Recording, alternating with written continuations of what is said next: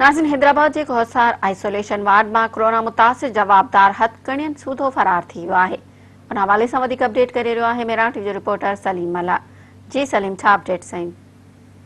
अॼु हैदराबाद ऐं हुन जे पसगिरदाई वारनि इलाइक़नि में चोरी ऐं फुर जूं जेके वारदातूं हुयूं उहे त आम जाम थी वयूं हुयूं, पर हाणे पुलिस खां जेके कैदी आहिनि उहे बि भॼणु शुरू थी विया आहिनि। कोरोना जो फ़ाइदो वठंदे हिकिड़ो जेको जवाबदार आहे उहो मुबैना तौरु हथकड़ियुनि समेत फरार थी वियो आहे। कोहिसार अस्पताल में कोरोना पॉज़िटिव ज़ेरे हिरासत जेको मुलज़िम हुयो उहो हुते जेको आहे कोरोना पॉज़िटिव थियण खां पोइ हुते एडमिट हुयो।